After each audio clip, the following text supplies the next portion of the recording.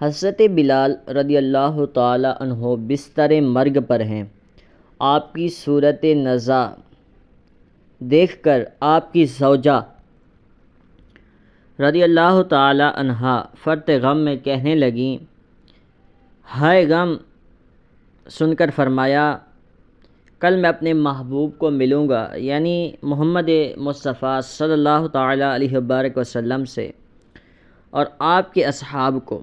خلاصہ یہ ہے کہ صحابہ کرام رضی اللہ تعالی عنہم حضور اکرم صلی اللہ تعالی علیہ وسلم کی محبت میں سرشار تھے، کیونکہ نبی اکرم صلی اللہ تعالی علیہ وبارک وسلم حسن و جمیل میں معتبر تھے، حسین و جمیل تھے۔ اس لیے آپ کی حسن کا تقاضا یہ ہے کہ آپ سے بے حد محبت کی جائے۔ چنانچہ حضرت علی رضی اللہ تعالی عنہ فرماتے ہیں، آپ کو جو شخص یکا یک دیکھتا مرعوب ہو جاتا تھا، یعنی آپ کا وقار اس قدر زیادہ تھا کہ اول و آخر میں دیکھنے والا رعب کی وجہ سے ہیبت میں آ جاتا تھا۔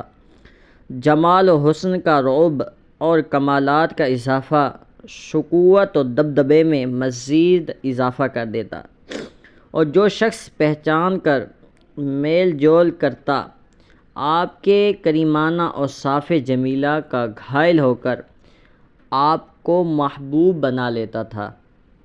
آپ کا سراپا بیان کرنے والا صرف یہ کہہ سکتا ہے کہ میں نے اس شاہ خوبہ صلی اللہ تعالی علیہ وبارک وسلم جیسا بجمال و بکمال آپ سے پہلے دیکھا نہ بعد میں دیکھا۔ صلی اللہ علی حبیبہ، آپ کے بدن شریف کے محاسن پر ایمان لانا واجب ہے۔ اسی وجہ سے محمد مصطفیٰ صلی اللہ تعالی علیہ وبارک وسلم ایمان کی اساس ہے۔ حضرت محمد صلی اللہ تعالی علیہ وبارک وسلم بدن و روح کا مجموعہ ہیں، اور وہیں رسول اللہ پر ایمان لانا مومن بناتا ہے۔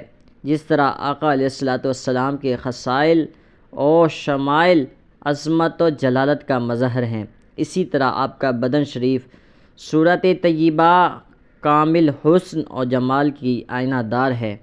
حضرت محمد ابو البوصیری رحمۃ اللہ تعالی علیہ فرماتے ہیں، آپ وہ ذات اقدس ہیں جن کی سیرت و صورت کامل ہے، تب خالق کی کائنات نے آپ کو اپنا حبیب منتخب کیا۔